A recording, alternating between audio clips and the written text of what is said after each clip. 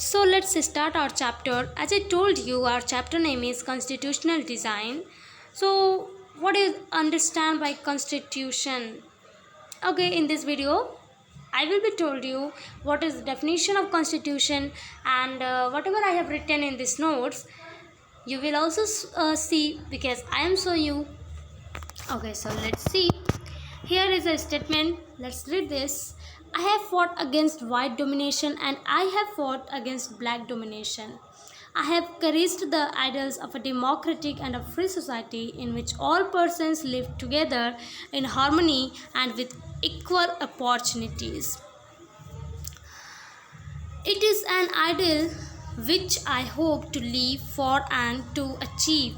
But if needs be, it is an ideal for which I am prepared to die. So this statement is said by Nelson Mandela. So let's see and let's read about Nelson Mandela. I have written some points about him.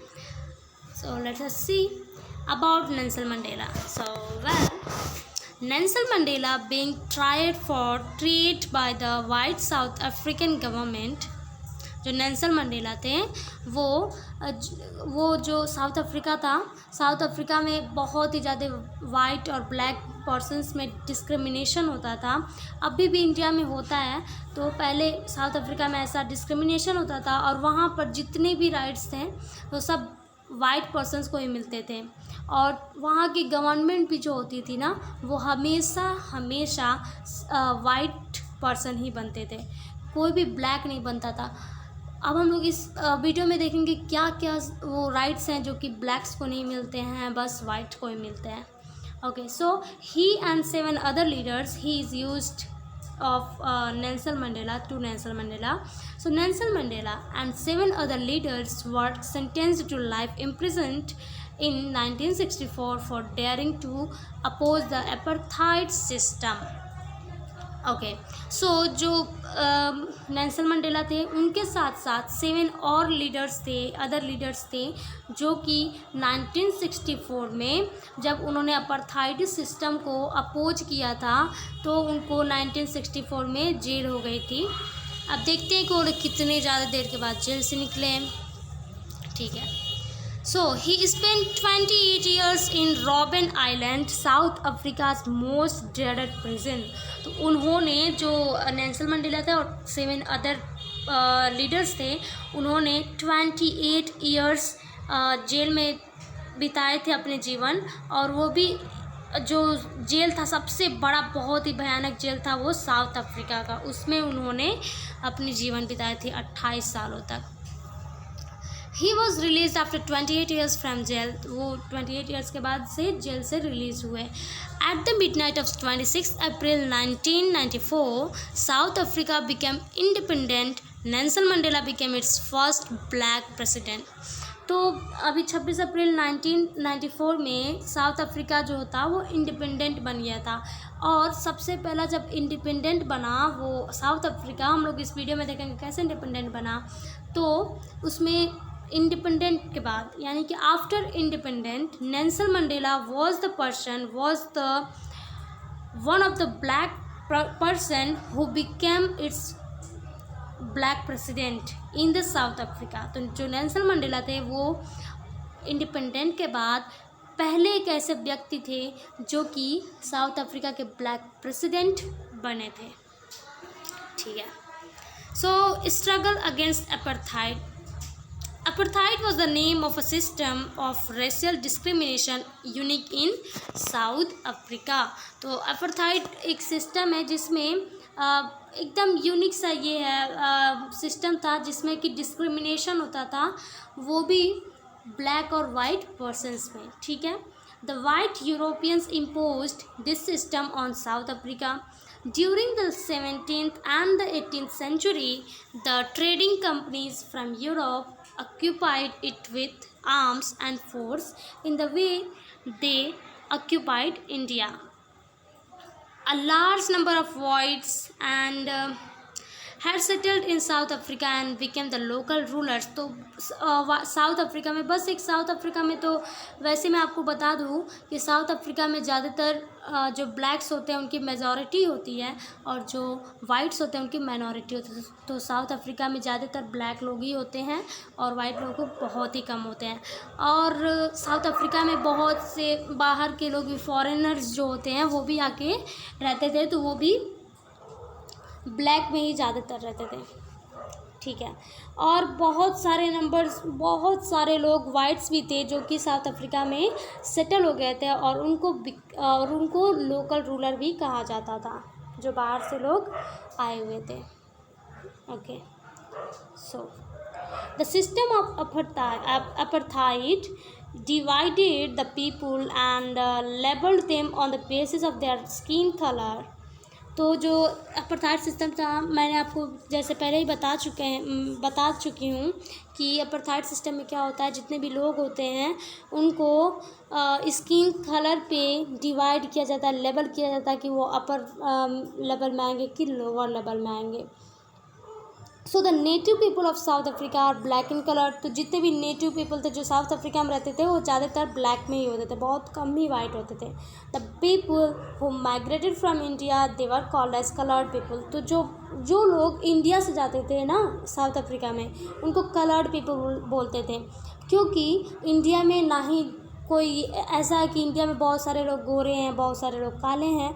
India में सब कुछ mix up होता है, इसलिए यहाँ पे दिया है कि जो जितने भी इंडिया के लोग होते हैं वो कलर्ड पीपल में आते हैं, उनको कलर्ड पीपल बोलते हैं। द नॉन वाइट्स और black didn't have voting rights. यहाँ तक कि जो नॉन वाइट यानी कि जो ब्लैक पीपल्स होते हैं, जो पर्सन्स होते हैं, उनको वोटिंग राइट्स भी नहीं होती है। Trains, buses, taxis, hotels, hospitals and etc. were all separate from the whites and blacks। यहाँ तक कि ट्रेन्स हैं, बसेस हैं, टैक्सी हैं, होटल्स हैं, हॉस्पिटल्स हैं, स्कूल्स हैं वगैरह वगैरह, सब कुछ वाइट और ब्लैक में सेपरेटेड था कि तुमको क्या यूज करना है, तुमको क्या नहीं यूज करना है। सबके लिए अलग अलग चीज़ें थी। Even blacks couldn't worship in the churches where the whites worship। यहाँ तक कि जो ब्लैक होते थे उनको चर्च में पूजा करने की भी अनुमति नहीं थी। जहाँ पे वाइट वर्शिप करते थे वहाँ पे ब्लैक की एंट्री नहीं होती थी, उनको चर्च में वर्शिप भी करने नहीं देते थे। Since 1950, the blacks, colored and the Indians had started their fight against the apartheid system। धीरे धीरे जब 1950 में जितने भी ब्लैक्स और कलर्ड लोग थे इंडिया के और वहाँ के भी जो ब्लैक कलर के लोग थे साउथ अफ्रीका के, धीरे धीरे वो लोग अपना उनके अगेंस्ट होने लगे। जो वाइट पर्सन्स थे उनके अगेंस्ट होने लगे, स्ट्रगल करने लगे, बहुत सारे फाइट्स भी किए थे।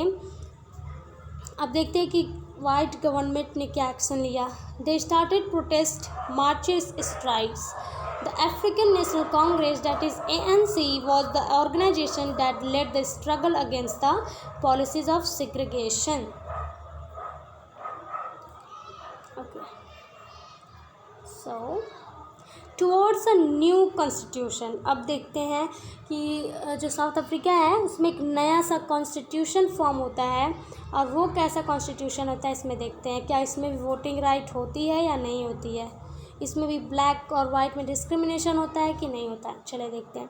Protest and struggles against apartheid had increased. Government realise that they couldn't longer keep the blacks under your rule through operations. तो बहुत सारे जितने भी ब्लैक कलर्ड लोग थे उन्होंने बहुत सारे प्रोटेस्ट किए थे, बहुत सारा स्ट्रगल किए थे अपार्थाइड के अगेंस्ट, जो वाइट पर्सन्स थे, जो वाइट गवर्नमेंट थे उनके अगेंस्ट। तो उनकी जो प्रोटेस्ट और स्ट्रगल्स थे बहुत ज़्यादा बढ़ने लगी। तो गवर्नमेंट को, जो वाइट गवर्नमेंट थी उस समय साउथ अफ्रीका की, उसको रियलाइज़ हुआ कि ये लोग अब बंद नहीं होने वाले, चुप नहीं रहने वाले हैं। तो उन्होंने कुछ एक्शन लिए कि उन्होंने ये नहीं बोला कि जितने भी राइट्स हैं सब राइट्स ब्लैक्स को दे देंगे, जितने भी राइट्स वाइट के पास है सब ब्लैक पर्सन को दे देंगे, बट उसमें से कुछ ऐसे राइट्स हैं जो कि ब्लैक्स को दे देंगे, जिसकी वजह से वो अपना मुंह थोड़ा बंद किए रहें, इतना ज़्यादा स्ट्रगल्स मत करें, इतना ज़्यादा फाइट्स मत करें। देखते हैं उन्होंने क्या क्या राइट्स दिए थे ब्लैक वाले को। द वाइट रिजाइम चेंज इस पॉलिसी, जो सबसे पहले तो वाइट रिजाइम थी वो अपनी पॉलिसी को चेंज करती है। डिस्क्रिमिनेटरी लॉज वर रिपेल्ड, जो डिस्क्रिमिनेटरी लॉज थी, डिस्क्रिमिनेशन हो रहा था वाइट और ब्लैक में, वो बंद हो गया। And finally on 26 April 1994 the new national flag of the republic of South Africa was unfurled. तो फाइनली 26 अप्रैल 1994 में क्या हुआ, एक न्यू कॉन्स्टिट्यूशन मान लो बनता है, न्यू नेशनल फ्लैग बनता है, जो कि साउथ अफ्रीका में रिपब्लिक डे के रूप में मनाते हैं। Apartheid government came to an end, marking of the newly born democracy in the world। जो apartheid government थी ना, उसका वो ख़त्म हो गया, अब एंड हो गया, और एक नया सा डेमोक्रेसी का जन्म हुआ था उस वर्ल्ड में। They wanted to build a new nation based on equality of all races and men and women, on democratic values, social justice and human rights। तो वो चाहते थे कि जो न्यू कॉन्स्टिट्यूशन बना है आपका, जो न्यू नेशन बना हम लोग का, वो उसमें सभी को, जितने भी मेन हैं, वुमेन हैं, जितने भी ब्लैक और वाइट्स हैं, उन सबको एक इक्वल राइट्स हो, चाहे वो एजुकेशन पे हो या फिर किसी पे भी हो। After 2 years of discussion and debate, the constitution makers came out with one of the finest constitutions the world have ever seen। 2 सालों तक डिस्कशन बहुत सारे होते रहे कि इसमें कॉन्स्टिट्यूशन में क्या डालें, क्या लिखना है, क्या नहीं लिखना है। तो 2 साल में ही बहुत सारे डिस्कशन डिबेट हुए, उसके बाद से फाइनली एक कॉन्स्टिट्यूशन बनता है जो कि साउथ अफ्रीका उसको एक्सेप्ट करता है।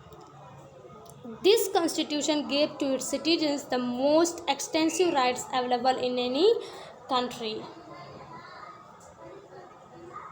अब देखते हैं what is constitution। What is constitution? What do you understand by constitution? So I will tell you, the constitution of a country is a set of written rules that are accepted by all. तो जो constitution होता है, क्या होता है, किसी भी country का कॉन्स्टिट्यूशन क्या होता है, वो उसमें एक कॉन्स्टिट्यूशन होता है जिसमें जितने भी रूल्स होते हैं, जितने भी रूल्स रेगुलेशंस होते हैं, और जो उसको उसमें लिखा रहता है, और वो सबको सबके द्वारा एक्सेप्ट करना रहता है, उसी को बोलते हैं constitution. The constitution is the supreme laws of that determines the relationship between the government and the people। So among people living in a territory, the relationships between the people and the government। अब देखते हैं functions क्या क्या हैं constitution के। तो functions of constitution generates a degree of trust and coordinate that is necessary for different kinds of people to live together। तो ये जो कॉन्स्टिट्यूशन है वो एक विश्वास रहता है, विश्वास रहता है कि जितने भी लोग हैं, अलग अलग कास्ट के लोग हैं, ब्लैक हैं, वाइट्स हैं, सबको एक साथ बांधा रहता है। Specifies how the government will be constituted, who will have the power to take with decisions, lays down limits on the powers of the government and tells what the rights of the citizens or expresses the aspirations of the people about creating a good society। तो ये सब हमारे features थे constitution के। अब आप लोग को यहाँ पे एक नोट्स है, आप लोग को बहुत ही इंपॉर्टेंट है, आपको याद रखना है। सो all countries that have constitution are not necessarily democratic, but all the countries that are democratic will have constitution।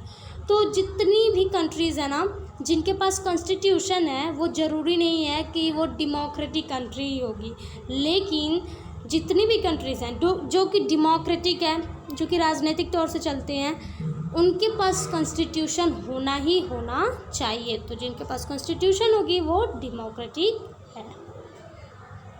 ठीक है, मेकिंग ऑफ इंडियन कॉन्स्टिट्यूशन। अब इंडियन कॉन्स्टिट्यूशन की बात करते हैं। India's constitution was drawn up under very difficult circumstances. तो जो India की कॉन्स्टिट्यूशन है ना, बहुत ही ज़्यादा डिफ़िकल्टीज आई हैं उसको बनने में, बहुत ज़्यादा टाइम भी लगा था। The making of the constitution for a huge and diverse country like India was not as an easy affair. तो जो इंडिया में कॉन्स्टिट्यूशन बनी थी वो बहुत ही ईजी तौर से नहीं बनी थी, बहुत आसानी से नहीं बनी थी। Traumatic experience for the people of India as well as Pakistan. जैसा कि इंडिया में इतना ज़्यादा टाइम लगा था बनने में, वैसे ही पाकिस्तान में भी इतना टाइम लगा था। Issues with the merging of princely states in democratic India, the path of the constitution, major advantage for constitution makers, consensus about what a democratic India should look like had already evolved during the freedom struggle.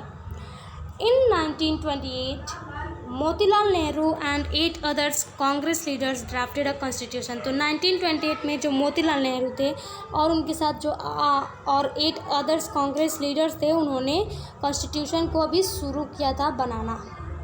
अभी constitution को पहली बार draft किया था कि उसमें क्या लिखेंगे, उसका डिज़ाइन कैसा होगा। 1928 में भी इसको स्टार्ट किया गया था।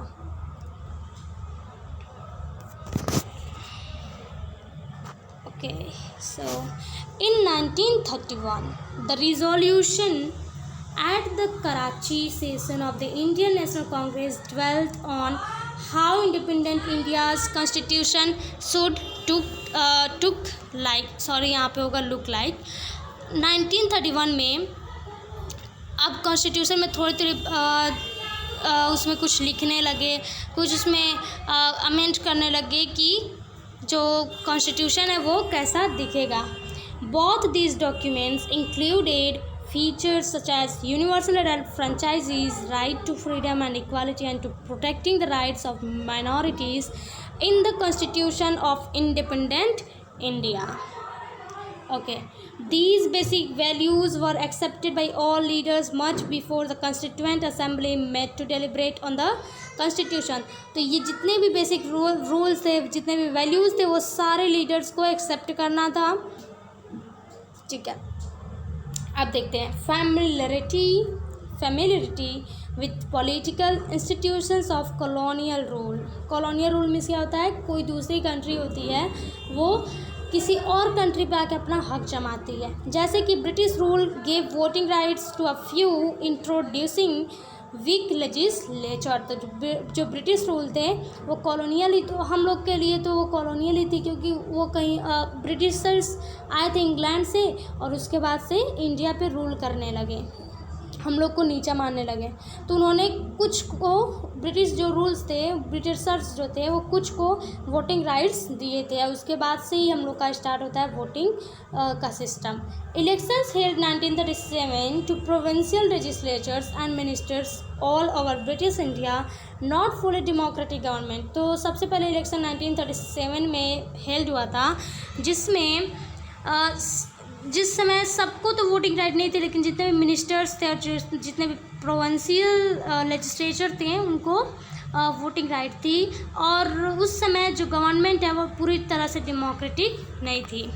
That's why the Indian Constitution adopted many institutional details and procedures from colonial laws like Government of India। इसीलिए ज़्यादा समय लगा था उसको बनने में, कॉन्स्टिट्यूशन इंडिया का।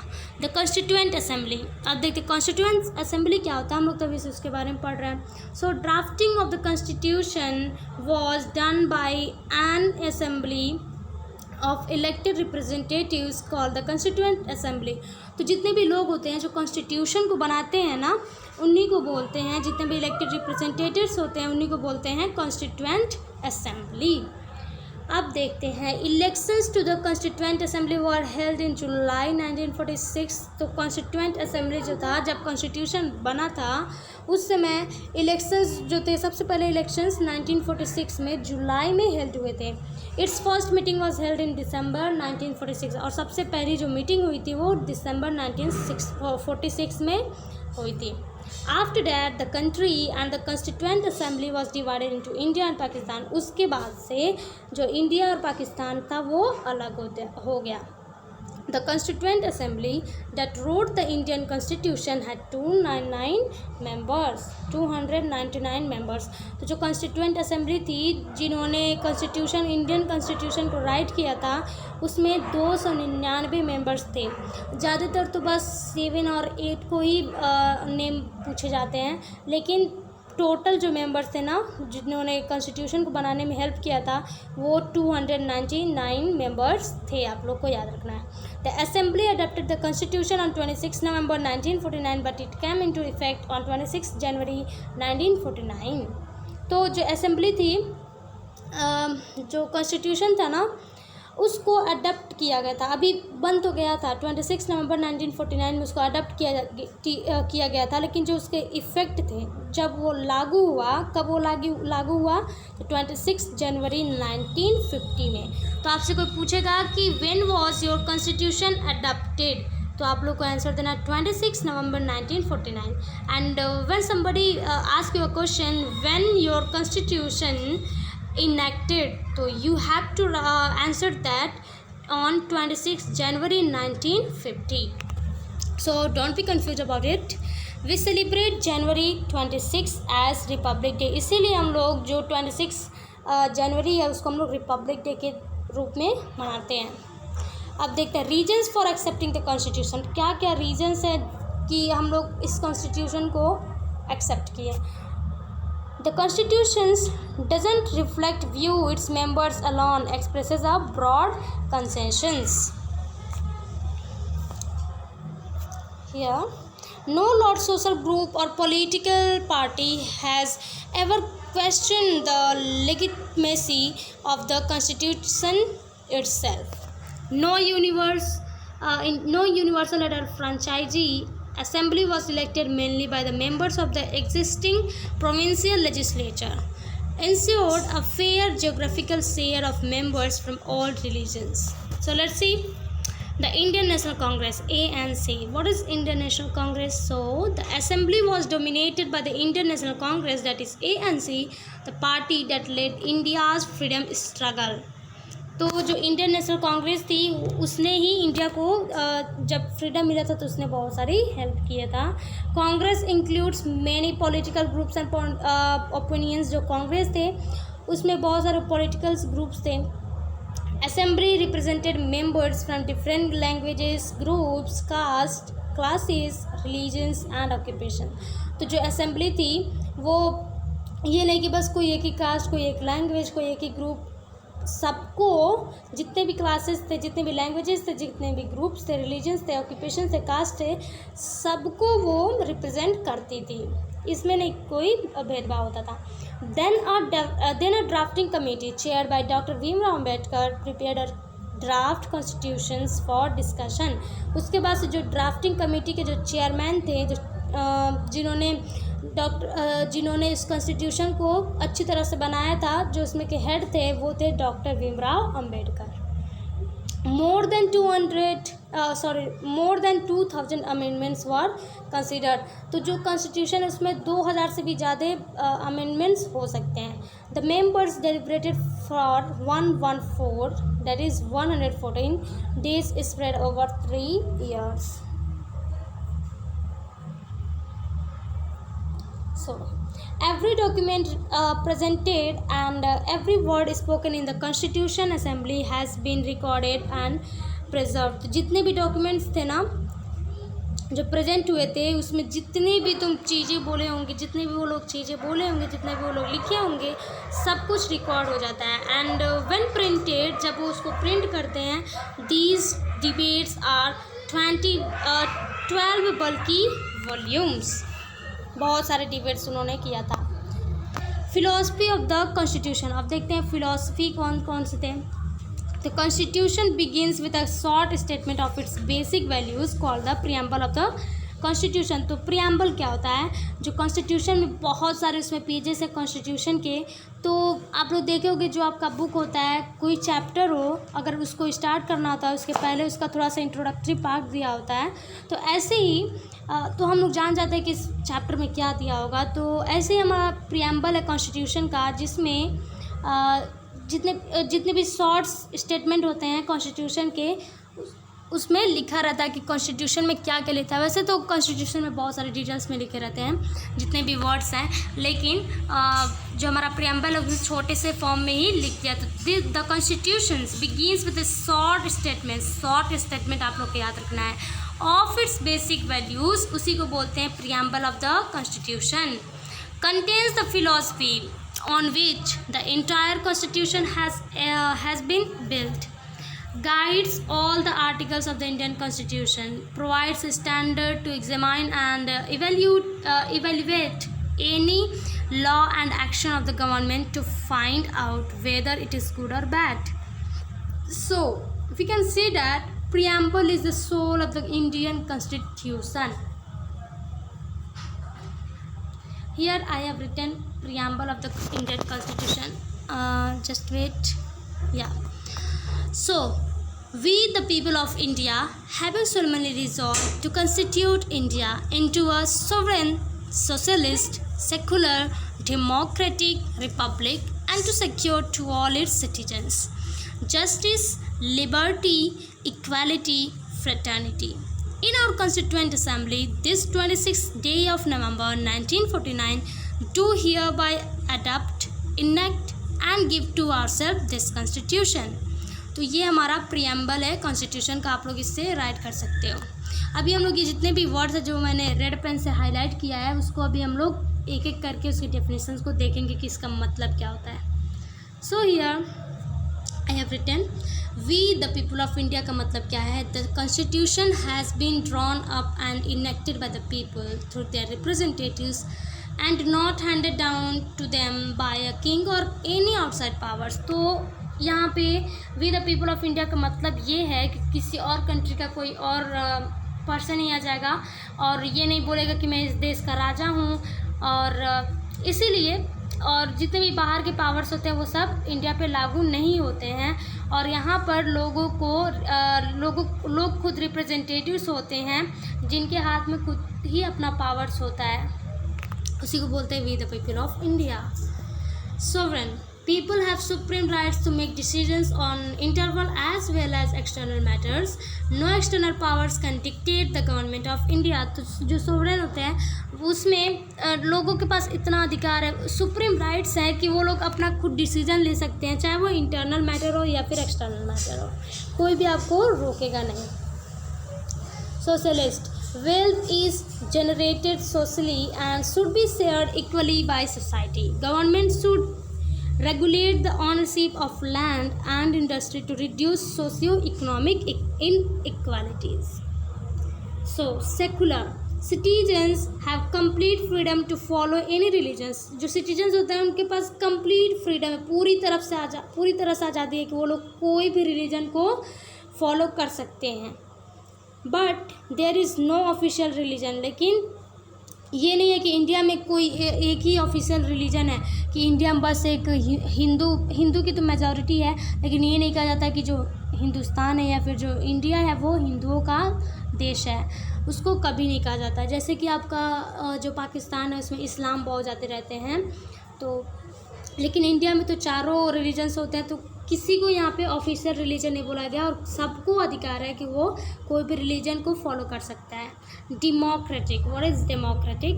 अ form of government where people enjoy equal politics rights, elect their rulers and hold them accountable. तो डेमोक्रेटिक क्या होता है? जिसमें कि लोगों को इक्वल राइट्स होते हैं वोटिंग का, और वो लोग अपना एक हेड ऑफ गवर्नमेंट भी चुन सकते हैं वोटिंग के द्वारा। So what is republic? The head of the state, an elected person and not to hereditary position. तो रिपब्लिक क्या होता है? जो स्टेट का हेड होता है, जो कि एक इलेक्टेड पर्सन होता है, लोगों ने उनको इलेक्ट किया रहता है, वही होता है रिपब्लिक, उसी को बोलते हैं हेड ऑफ स्टेट।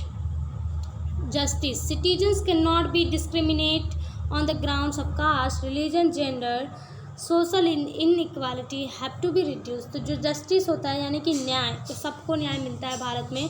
ये नहीं है कि कोई किसी को कास्ट पे, रिलीजन्स पे या फिर जेंडर पे या फिर स्किन कलर पे भी डिस्क्रिमिनेशन कर सकता है। ये अलाउ नहीं है इंडिया में. This can not be discriminated on the grounds of caste, religions and gender. Okay, so liberty. What is liberty, or you can say liberty? There are no unreasonable restrictions on the citizens in what they think, how they wish to express their thoughts, and the way they wish to follow up their thoughts in action. तो liberty उनको पूरी तरह से आज़ादी है कि वो लोग क्या क्या करना चाहते हैं, क्या नहीं करना चाहते हैं. अब ये नहीं है कि वो क्या सोचते हैं, क्या करते हैं, कहाँ जाते हैं पूजा करने, या फिर किस को क्या फॉलो कर रहे हैं, ये सब कुछ भी उसमें रिस्ट्रिक्शन नहीं है. अब देखते हैं equality. All are equal before the law. The traditional social inequalities have to be ended. The government should ensure equal opportunity for all. तो हमारे इंडिया में सबको इक्वली ट्रीट किया जाता है. Fraternity. All of us should behave as if we are members of the same family. No one should treat a fellow citizens in inferior. तो हम लोग एक जैसे हम लोग को बिहेव करना चाहिए. जैसे कि हम लोग जैसे फैमिली में एक जैसे साथ में मिलजुल के रहते हैं, वैसे हम लोग को इंडिया में जो हमारा देश है, जितने भी लोग हैं सबको एक साथ मिल के रहना चाहिए. ठीक है. Okay, so let's see our next topic, and this is the last topic. Institutional design. The Constitution of India is a very long and detailed document, needs to be amended regularly. जो India का constitution है वो बहुत ही ज़्यादा बड़ा है, उसमें बहुत सारे डिटेल डॉक्यूमेंट्स हैं, तो उसको ज़रूरी है कि रेगुलर जो थोड़ा सा कुछ अमेंड उसमें किया जाए. Those who drafted the Indian Constitution felt that it has to be in accordance with people's aspirations and change in society. So they made provisions to incorporate from time to time, lays down the procedure for choosing persons to govern the country, defines who will have how much powers to take decisions, set limits to what the government can do, and provides rights to the citizens that cannot be violated. So I have completed this chapter. So till there, take care, and yeah, don't forget to hit the like button if you like my video, and subscribe my channel and share my channel to all your friends. Again, take care. Bye bye.